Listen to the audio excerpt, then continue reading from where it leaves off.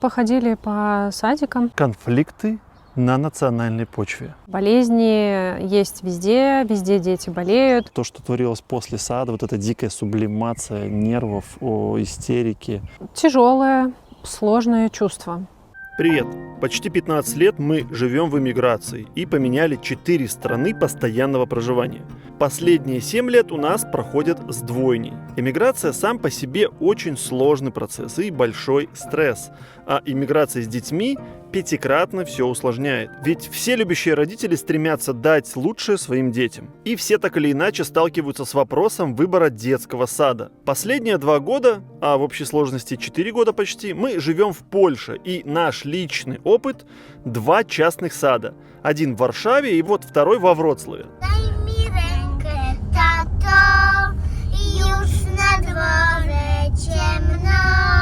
А также специально для видео мы опросили множество наших друзей, чьи дети ходят в польские госсады в разных городах.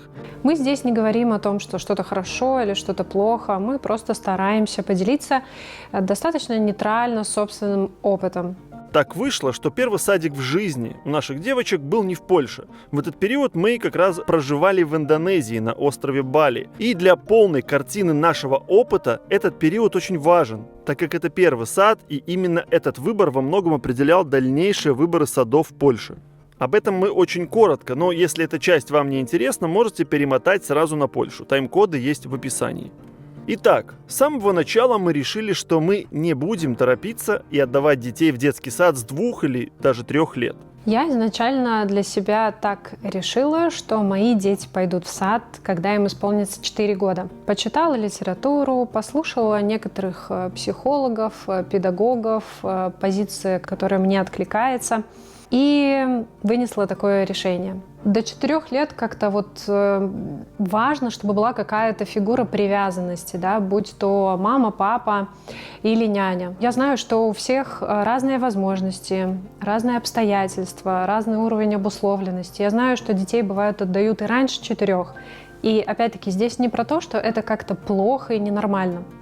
Это просто про то, что лично я для себя решила, что мой ребенок пойдет в сад с 4 лет. Мы посмотрели все возможные сады на острове, и наш выбор остановился на новом садике по системе Монтессори. Я считаю, что для мягкого, более плавного, бережного входа эта методика идеальна. Оно на самом деле так и вышло. Знаете, там нет такого, так, все сейчас сели и все что-то делаем. Уровень контроля, что ли, там меньше. Ребенок может просто ходить долго, наблюдать, решать, что ему близко, что он хочет попробовать. И вот поэтому в саду Монтессори говорят, что там работают не воспитатели, не учителя, а фасилитаторы, да, потому что они наблюдают за ребенком, они смотрят, как он себя ведет, они ни к чему его не принуждают.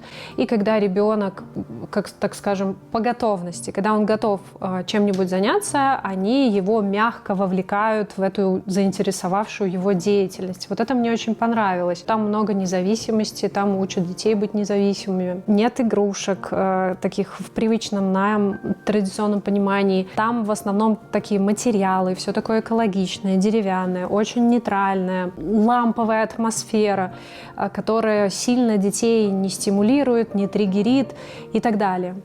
Вот так вот. На самом деле это очень вкратце, но я думаю, что я основную суть передала, почему я именно решила начать с методики Монтессори. Ровно год девочки отходили в садик на Бали. И нам предстоял переезд обратно в Польшу, так как локдаун уже были давно позади, у нас были незавершенные процессы по документам, и нужно было это срочно решать.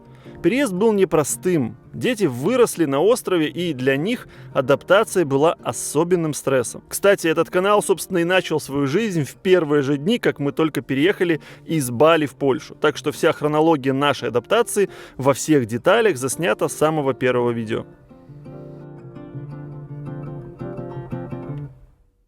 Итак, польский период. Вводная информация. Система дошкольного образования здесь продумана, но имеет свои особенности. В Польше государственные детские сады официально называются «przedszkole publiczne». И вся система делится на 3 этапа. Żłobek – это ясли для самых маленьких, от 6 или года до 3 лет. «Przedszkole» Это непосредственно детский сад для детей от 3 до 6 лет.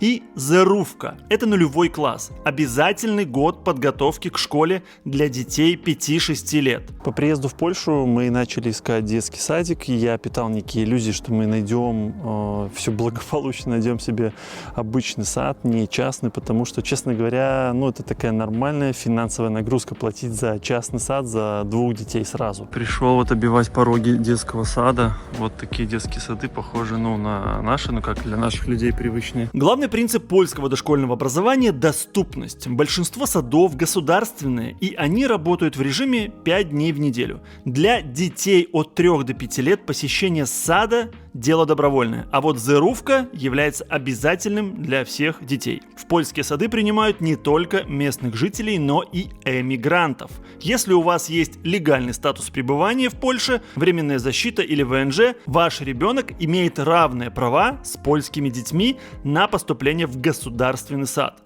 Однако есть нюансы с очередями. В крупных городах места в хорошие детские сады – это большой дефицит. Польша такая своя система рекрутации, она проходит задолго до начала учебного года. Вот эти подачи заявок, регистрации по прописке и так далее. Мы, естественно, ничего этого всего не знали, мы, естественно, опоздали.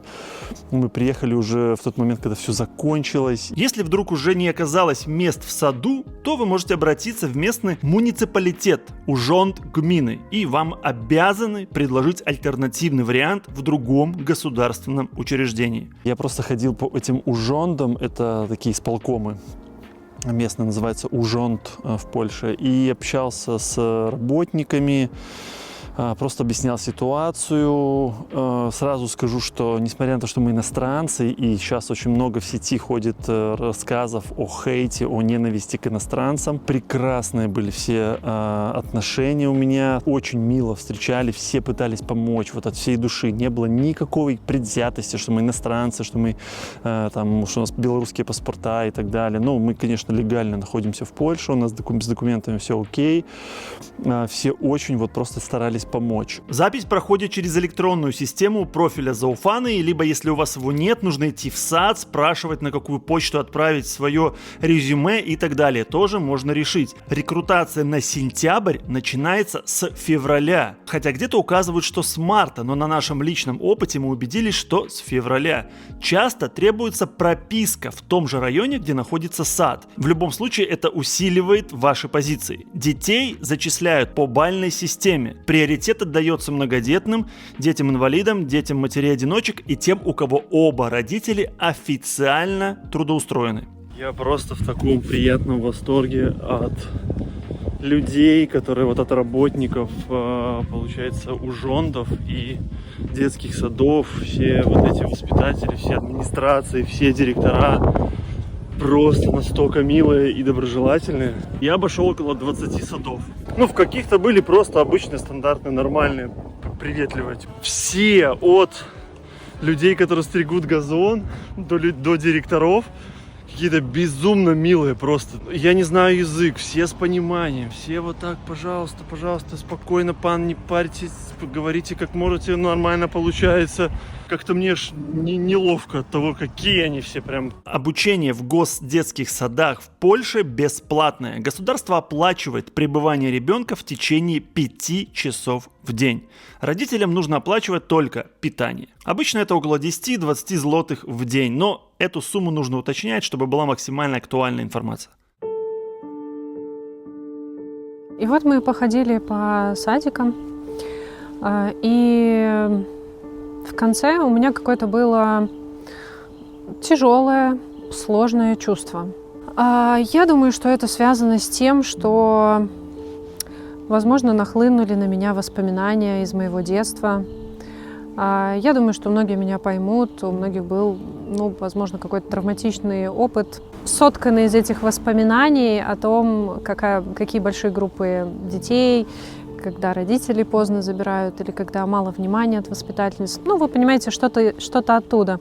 Но на самом деле я-то понимаю, что здесь сады, они совсем другие. Те сады, которые постарше, они визуально выглядят так же. Да? Возможно, меня и унесло туда.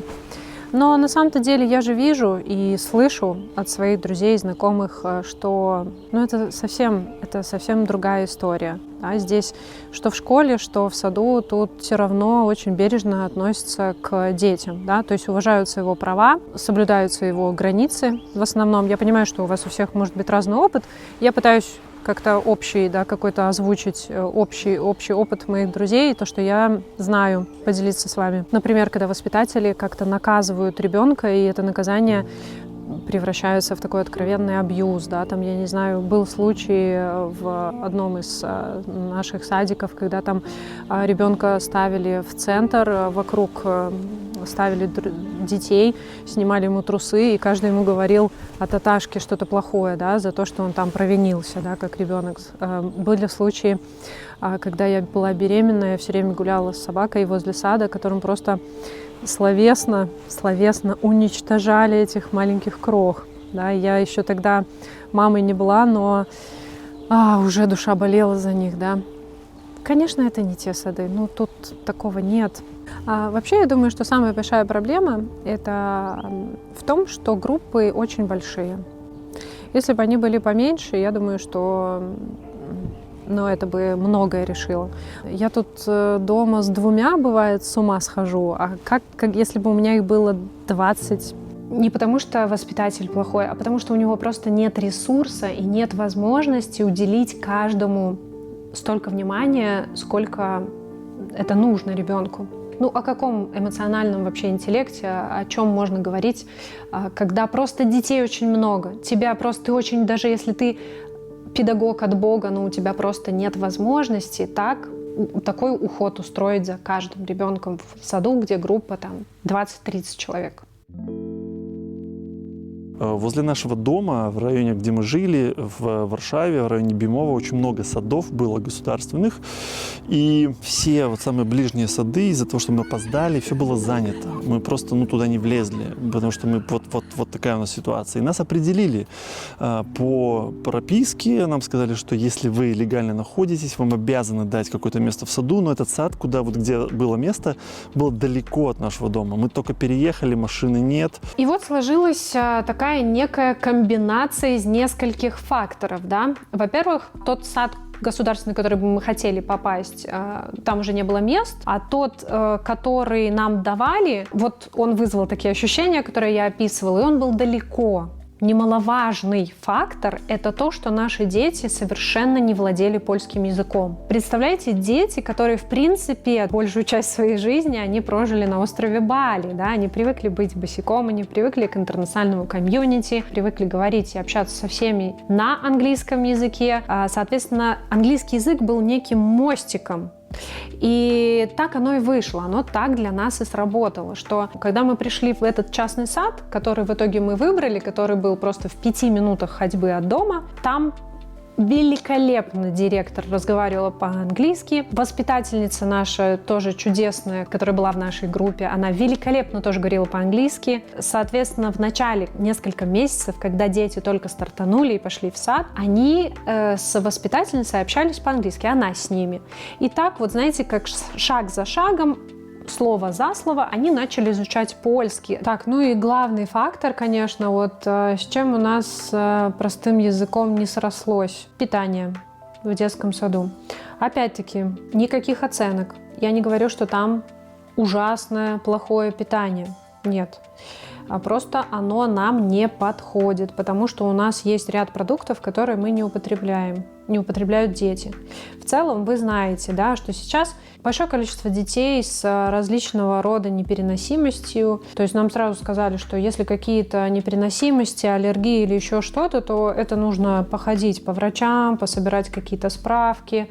И вообще в целом они нам рассказали, я не знаю, правда это или нет, рассказали, что вообще даже отдельные вроде какие-то сады существуют для таких детей. Мы поняли, что в этом моменте нам нужно искать какую-то систему более гибкую. Место, где будут опции. Практически во всех частных садах есть различные опции, которые вы можете выбрать и адаптировать именно под себя, потому что в частных садах действует кейтеринг, да, система кейтеринга, когда это просто делегируется другой компании, которая занимается питанием.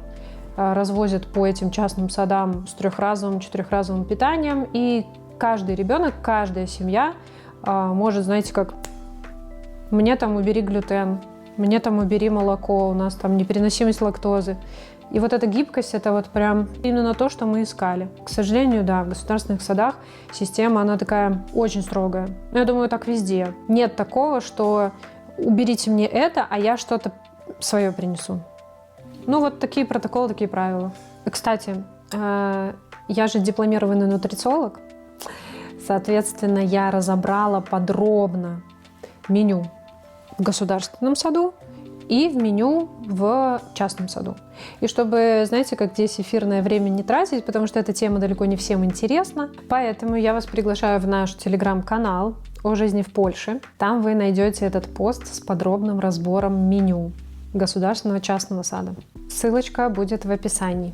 В итоге мы выбираем частный сад рядом с нашим домом в 5 минутах, буквально камерный, ламповый, с маленькими группами. И вроде вот как бы все сошлось. Воспитатели говорят на английском, в принципе, то, что нам надо. Но пришлось опять раскошеливаться. Как вспоминаю, правда, это было реально непростым испытанием. Смена страны, смена климата, смена сеттинга вообще, ментальности, все другое. Дети ведь действительно выросли на острове. То есть это не просто какая-то там фраза, там, попонтоваться, что мы там на Бали жили. Ну, просто так получилось, что мы уезжали, когда им был вот годик с копеечками там, и вот вернулись, они уже, в принципе, в каком-то сознательном возрасте уже все понимают, все чувствуют. И для них это было сложно, и для нас это было сложно. Еще на тот момент, что в этом возрасте, когда мы переезжали, у детей был дневной сон, они еще до сих пор днем спали. И когда мы пришли в этот частный сад, мы узнаем, что днем тут уже не спят. И это было таким еще очень важным фактором, который усложнял адаптацию, потому что их нервная система еще не перестроилась. Я думаю, вы понимаете, да, дети привыкли спать, перезагружается нервная система, отдыхает, и тут резко еще это отнимают. Мы договаривались, вот тоже, кстати, преимущество частного сада, что можно договориться, гибкость с воспитателями, что иногда, там, особенно Тея, такой более чувствительной в плане, вот, ну, ей было тяжело, ей давали как-то подремать, перезагрузиться немножечко, но это пару раз было. Вот, потом в целом мы их старались раньше забирать, ну, и вот то, что творилось после сада, вот эта дикая сублимация нервов, истерики. Вау, это было, правда, очень-очень сложно. Вот первые полгода капец просто. И вроде бы все хорошо, но все чаще стали мы вспоминать про наш сад Монтессори на Бали. Дети стали через пару месяцев проситься обратно. Они стали все чаще вспоминать, как было там и как сейчас здесь. Только документы добудем. А почему, солнышко? Я хочу. Ну, а дети не понимают всей ситуации, и мы же уезжали на Бали тоже из-за локдаунов, и у нас все были документы в процессе незавершенные, вот эти все кейсы, они висели, и нам нужно было вернуться, чтобы закончить все вот эти документальные истории, и ну, рано или поздно нужно было возвращаться, вот так сложились обстоятельства. Дети стали жаловаться на то, что, вы знаете, сад был маленький, хотелось больше свободы, больше пространства. У них была совсем обычно в частных садах, но мы про это попозже поговорим, меньшая игровая площадка на улице. Сами помещения тоже маленькие. Все равно это не Монтессори сад обычный, и поэтому свободы не хватало выбора. То есть все равно там им говорили, что делать. Было очень много занятий. Игры были, но это тоже как-то ограничено по времени. И вот я прекрасно запомнила, как ребенок после очередного дня говорит: «Мама, я чувствую, что мы там как в тюрьме». И вроде бы как и смешно, и плакать хочется. Вот такие были ощущения, что прям такой маленький ребенок и так мне говорит. Итак, опросив наших друзей и знакомых, которые вводили или вводят детей в государственные сады Польши, у нас накопился большой пласт интересной информации. Ну и сперва я еще раз подчеркиваю, мы не даем оценок, мы лишь делимся той информацией, которую нам передали. Все сады разные, поэтому ждем ваших комментариев, что сходится, а что нет. Я озвучу просто короткую выдержку. Это просто о разнице в подходах к образованию, к тому, как все устроено, к питанию и так далее. В государственных садах чаще более строгая система и регламенты. Если что-то идет, так скажем, не резонирует с системой, если хочется что-то сделать более персонифицированно, более подкрутить, более индивидуализировать под себя, то сделать это будет очень сложно. А что в частном саду? В частном больше гибкости индивидуального подхода. Мы сами на личном опыте в этом убедились, что если мы хотим что-то поменять, улучшить, убрать или добавить, то есть обычно руководство сада охотно идет, как бы скажем, на вот это сотрудничество, на взаимодействие, все нацелено на то, чтобы тебе, как родителю и твоему ребенку в саду было максимально комфортно. В государственном саду ограниченный набор дополнительных занятий. Да, в частном саду их может быть больше, потому что туда приходит достаточно большое количество людей, тех, которые могут что-то предложить детям. Да? Конечно, это же все за дополнительную оплату, но сам факт наличия того, что все может быть сконцентрировано в одном месте, это очень удобно для родителей, да? Потому что я знаю, что родители часто водят, например, деток в государственные сады, и потом они забирают деток и возят их дальше, да, там в одну инстанцию, в другую, там гимнастика, там фортепиано, там шахматы, а в частном саду просто это супер удобно, да, все в одном месте, и тем не менее и там, и в гос, и в частных садах там есть и бесплатные, разумеется, точнее, так скажем, включенные, да, английский, например, какие-то такие базовые, да, чтобы интересно было тогда послушать, например, в частных садах там может быть йога, и у нас в Варшаве она была, могут быть шахматы, могут быть доготерапия даже, представляете, может быть занятия музыкой, танцами, керамика. Наши дети обожают ходить на керамику, да, и это за доп. Оплату, не все, но что-то из этого за доп. Оплату, и это в одном месте, это класс. В государственных садах очень доступная цена. И напишите в комментариях, поправьте меня, насколько я знаю, платится там только за питание, и эта цена достаточно низкая, да, опять-таки, если сравнивать с частным садом.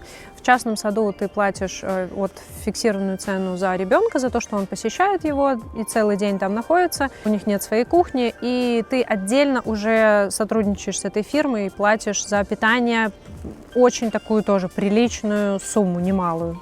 Большим плюсом государственных садиков является то, что у них практически у всех есть большая государственная, прекрасно оснащенная детская площадка, куда выходят дети. Тоже, насколько я знаю, да, где-то меньше выходит, где-то больше. Видите, просто очень сложно прям так реально развесить по категориям и конкретно точно сказать плюсы-минусы, потому что и государственные разные сады бывают, и частные бывают разные.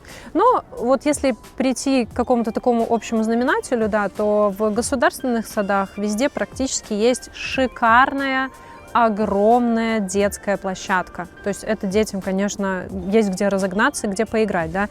По моему опыту, сколько я видела частных садов, везде площадка эта маленькая, а есть такие частные сады, у которых вообще нет этой детской площадки. Мы реально даже в таких были, когда мы ездили на встречу там с управляющими, на рум-тур, на детский сад-тур. Возможно, это тоже как-то сопряжено, связано с тем, что аренда может быть слишком высокой, и тогда сады просто, или у них просто нет возможности, знаете, сделать это какой-то достаточно большой огрудок, дорогая земля.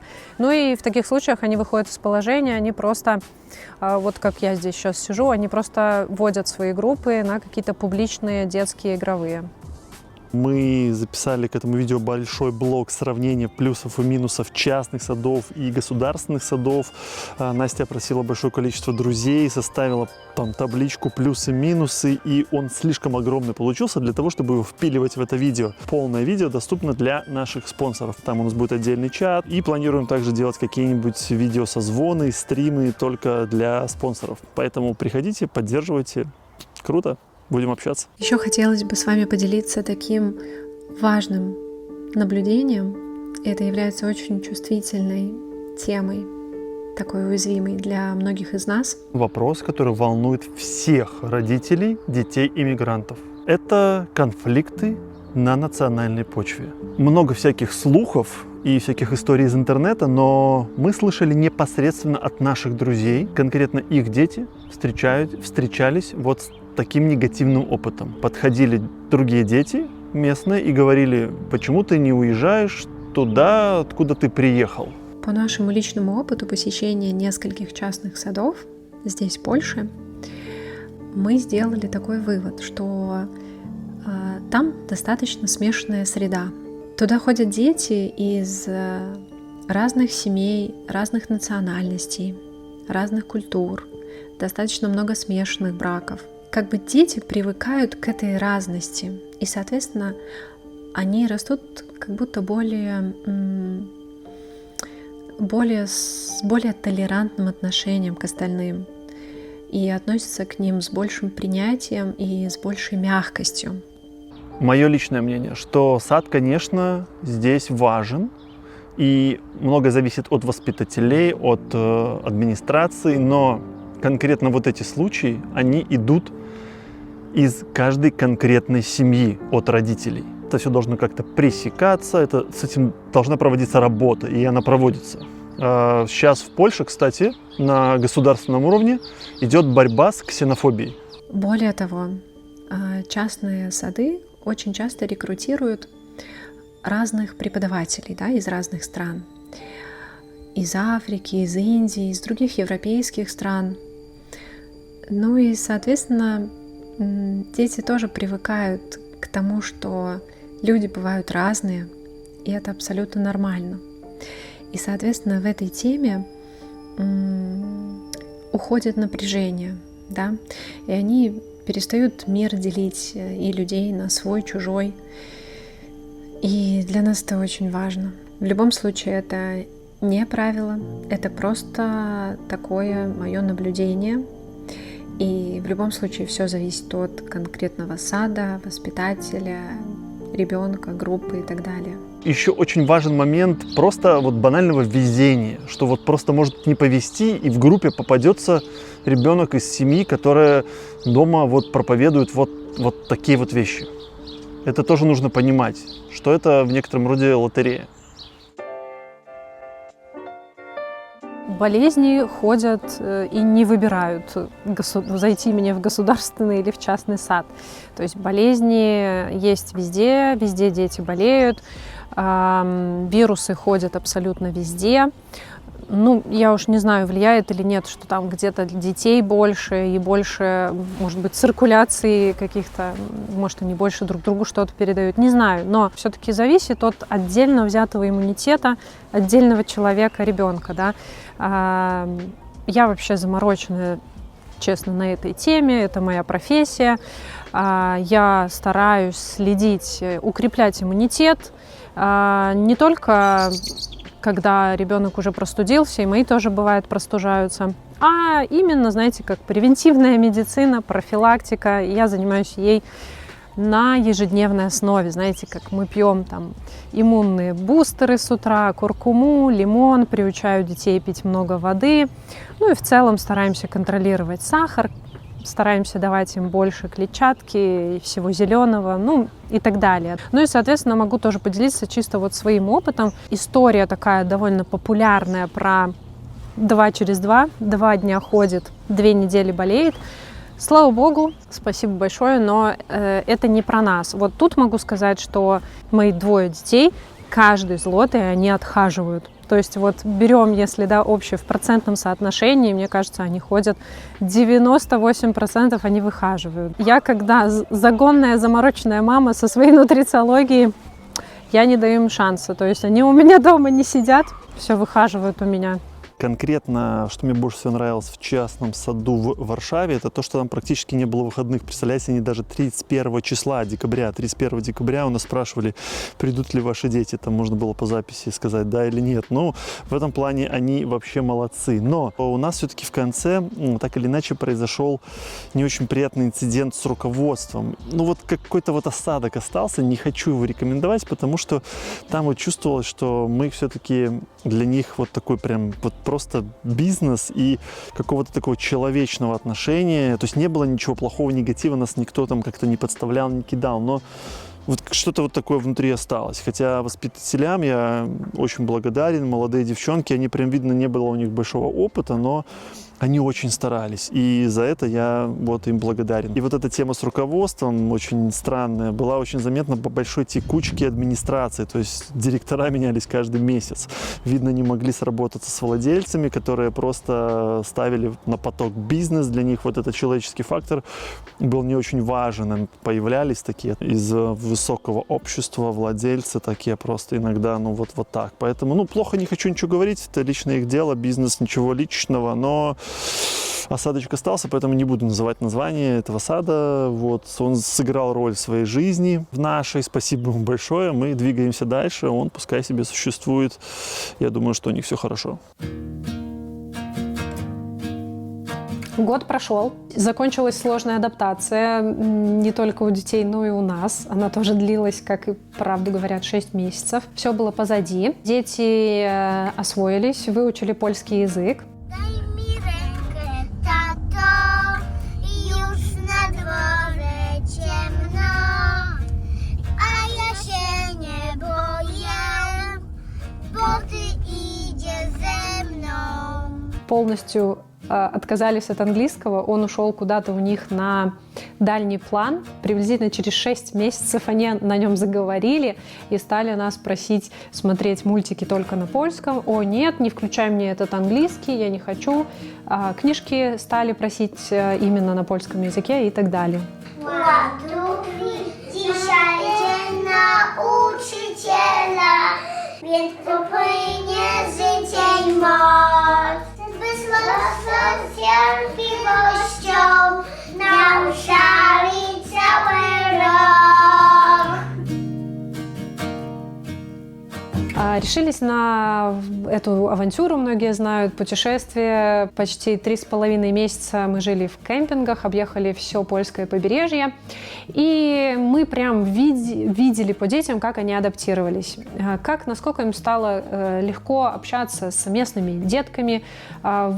Было удивлением просто увидеть, что они выбирают даже при наличии русскоговорящих детей или англоговорящих, они выбирали именно только поляков, было видно, как они адаптировались и как они преодолели вот этот вот языковой и вместе с этим социальный барьер. Они общались, легко знакомились со всеми польскими детками в этих кемпингах, играли, придумывали там свои собственные какие-то проекты. В общем, это было весело, это было здорово. Ближе уже к сентябрю, где-то в начале августа мы понимали, что у нас впереди наш очередной переезд, но уже в этот раз не так глобально, как обычно. Страну мы решили не менять, и мы переезжали в город Вроцлав.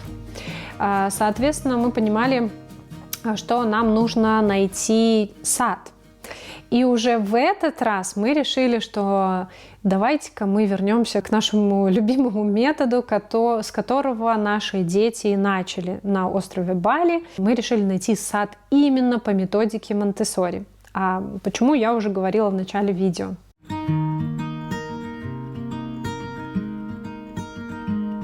Приезжаем в Вроцлав, находим сад Монтессори, обживаемся тоже недалеко. Этот садик находится в пригороде, в Заброде. Мы находим там же рядом, недалеко, в Белянах Вроцлавских, в пригороде Вроцлава, себе жилье.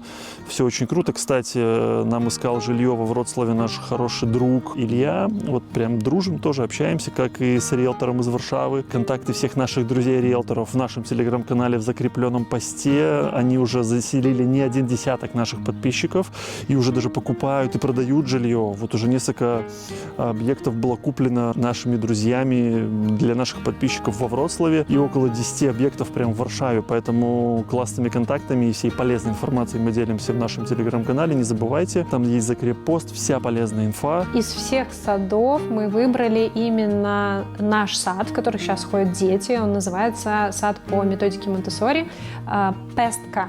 Вы знаете, мы даже не выбирали по району. Мы вообще без понятия были, где что во Вроцлаве расположено, какой рейтинг районов, где бы лучше было жить.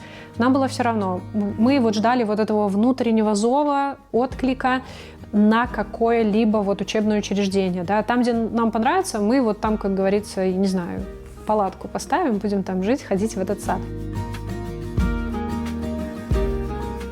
Нам очень понравилось общение с руководством, честно вам скажу. Первая встреча, она все решила. То есть это было легко, непринужденно, без бумаг, без всего. Человек, вы знаете, как они привыкли к детям относиться, с заботой, по-простому. Вот они так и смотрели нам в глаза и рассказывали про себя, рассказывали, какая среда, какие их ценности. Просто пазлик сошелся по какой-то, знаете, отклику душевному. Потом впоследствии, как мы уже узнали, как они холят, лелеют это отношение с ребенком, так и с родителем этого ребенка они тоже очень много внимания этому уделяют. Это очень сильно почувствовалось. Кстати, чуть не забыл, мы упоминали про детские площадки. Так вот, это тоже было важным критерием выбора именно этого сада, что когда мы приехали, мы увидели достаточно большую и просторную детскую игровую площадку для частного сада. Собираю всех родителей на субботник облагораживать территорию. Вон там очень много родителей. Я буду вырывать такие маленькие. Классно. Как это спульный час. Потом мы, когда уже тоже начали ходить, первый месяц как раз-таки была большая конференция Монтессори во Вроцлаве. Мы туда пошли, и тоже нас, знаете, как свалило просто отношение руководства на повал, да, просто нокаутировало своим таким дружелюбием и такой открытостью, когда человек владеет школой Монтессори, просто она падала на коленки и просто что-то по-простому объясняла любому ребенку, который подходил, ему хотелось освоить какую-то там игру образовательную по Монтессори, она просто на этот ковер падала и начинала включенно что-то объяснять. Это нас тоже сразило просто с таким отношением. Мы подумали, как, знаете, есть вот это выражение, все начинается с головы. Мы понимали, какая будет система, кто за ней стоит, кто ее построил, и как все будет. И мы не ошиблись, ни разу не ошиблись. Очень рады, что у нас в итоге так все получилось. Про работу с родителями вообще отдельная история. Если честно, мне это даже кажется иногда даже чересчур. Вот я не знаю, у нас кто-то из государственных садов нам рассказывал, что вот раз в полгода дают отчет, а у нас прямо день в день тут можно достать любую информацию, чего как, и постоянно происходят какие-то школения. То есть они собирают всех родителей, обучают системе Монтессори, это уже входит в стоимость сада. Настя ждала, что пойдет на родительское собрание, но, так у нас получилось, что, видимо, я буду ходить на родительские собрания. Основательница этого сада, большой фанат Монтессори, она очень тесно контактирует с родителями. Вот это такое капитальное различие между вот варшавским, где вот, как Кирилл приходит, там вот просто 5 минут, просто вот так вот издалека, там на дорогой тачке приезжают, посмотрели, типа, все, ну вот отметились. Здесь вот непосредственно основатель школы постоянно сама проводит вот эти собрания, обучение, и прямо видно, как она вот вся вот в этом, ей прямо вот это, она горит этим.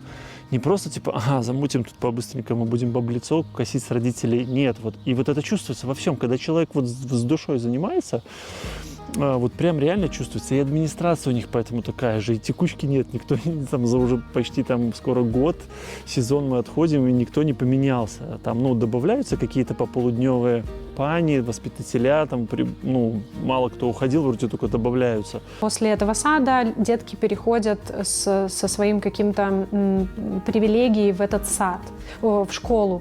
И это, кстати, меня тоже очень заботило, потому что я хотела бы, чтобы детки ходили в сад и потом мягенько тоже продолжили свое обучение в школе.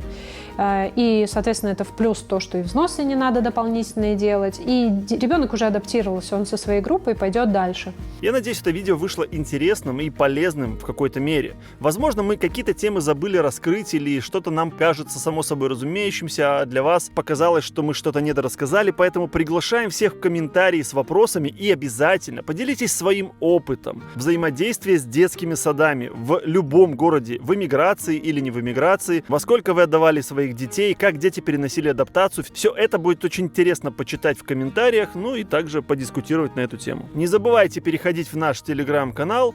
Увидимся в новых видео. Пока-пока.